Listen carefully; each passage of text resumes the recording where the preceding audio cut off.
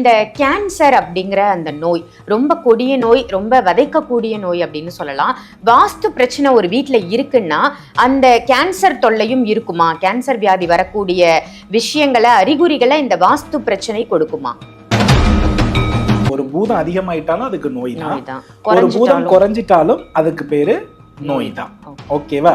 இப்போ இந்த இடத்துல இப்போ உடல் பருமன் அப்படின்னு நம்ம எடுத்துக்கிட்டோம்னா, உடல் அப்படின்றது நிலபூதம். இப்ப இந்த கேன்சர் அப்படின்னு வரும்பொழுது இந்த பஞ்சபூதத்துல பாத்தீங்கன்னா காற்று பூதத்தினுடைய இம்பேலன்ஸ் தான் கேன்சர்.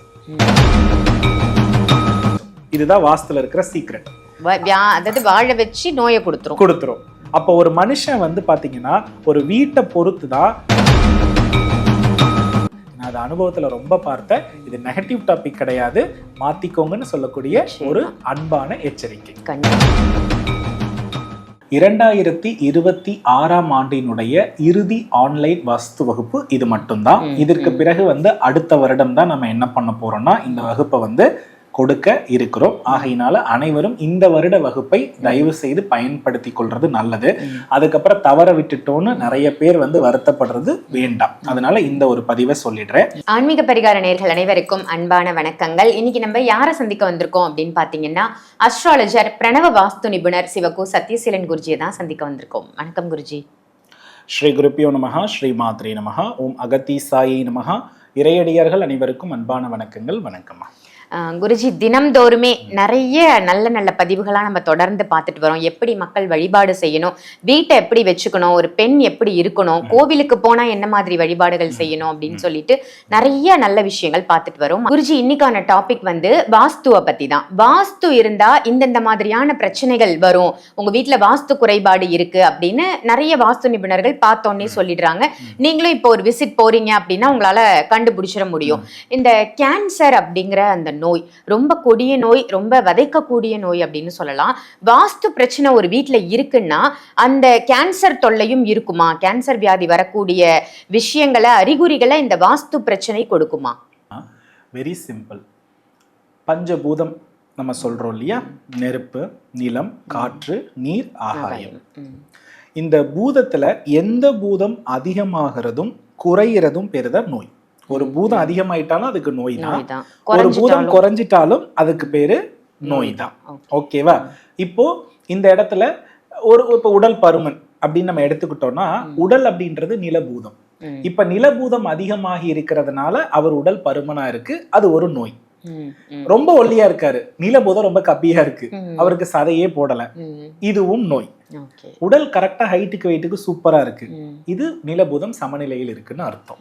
சோ இப்படி இந்த ஏற்ற இறக்கத்தை வச்சுதான் நம்ம என்ன பண்றோம்னா நோய்களை முடிவு செய்கிறோம். இப்ப இந்த கேன்சர் அப்படின்னு வரும்பொழுது இந்த பஞ்சபூதத்துல பாத்தீங்கன்னா காற்று பூதத்தினுடைய இம்பேலன்ஸ் தான் கேன்சர். எதுல வருது? காற்று பூதத்துடைய இம்பேலன்ஸ்.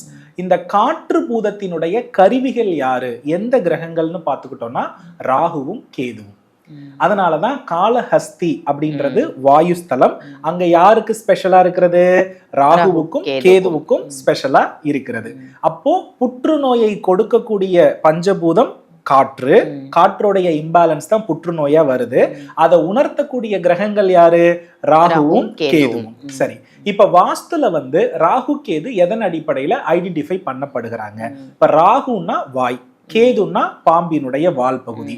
சோ இதுல நம்ம ஒரு புரிதலுக்கு வரணும். இப்ப இந்த இடத்துல ராகு என்பது வாஸ்துல பாத்தீங்கன்னா, அதாவது இரட்டிப்பு. இரட்டிப்பு அப்படின்னா என்னன்னா, ஒரு இடம் வளருதல், ஒரு இடத்தை நீட்டி வைப்பாங்க தெரியுமா, அது ராகுதான். ஒரு மனையில ரெண்டு பக்கமும் ரோடு இருக்கிறதுன்றதும் ராகுதான். ஒரு மனையில வீதி தாக்கம் முட்டுறதுன்றதும் ராகுதான். அப்போ ராகு என்பது ஒரு இடத்தினுடைய வளர்ச்சி, வீதி தாக்கம், இதெல்லாம் பொறுத்து நமக்கு என்ன பண்ணப்படுகிறது, முடிவு செய்யப்படுது. கேதுன்றது பாத்தீங்கன்னா பள்ளம்.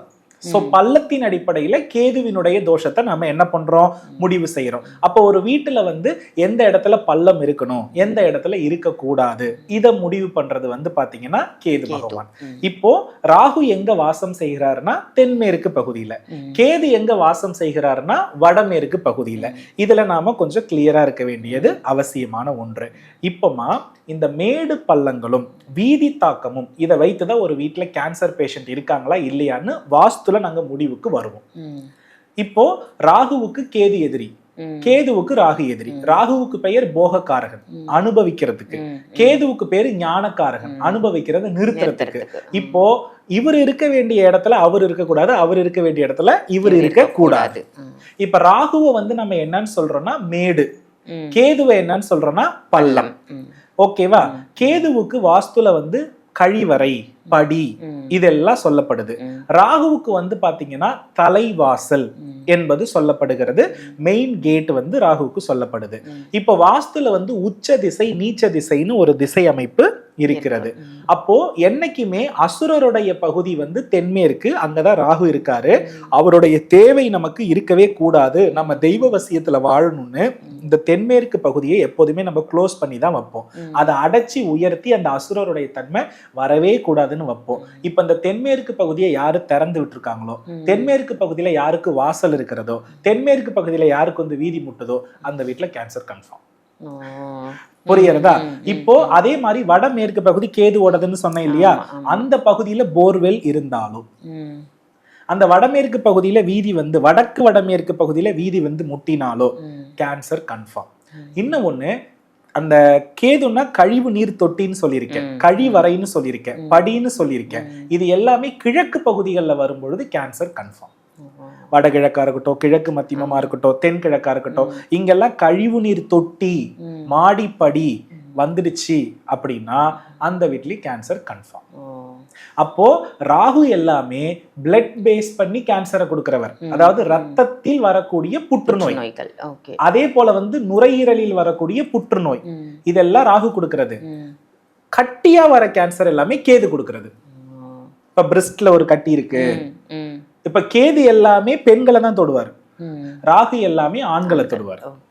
அதனால ஒரு கேன்சர் அப்படின்ற ஒரு காம்பினேஷனை, ஒரு வீதி தாக்கம் உள்ள விஷயத்தை தப்பா பயன்படுத்தினவங்க வீட்டுல மட்டும்தான் இருக்குது.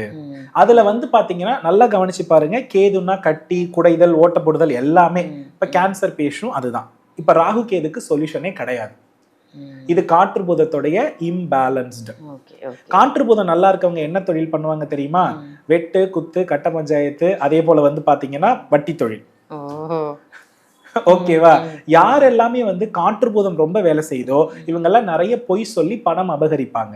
பொய் சொல்லி பணம் அபகரிக்கிற, வட்டி தொழில் வாங்குற எல்லா வீட்டிலையுமே கேன்சர் கன்ஃபார்ம்.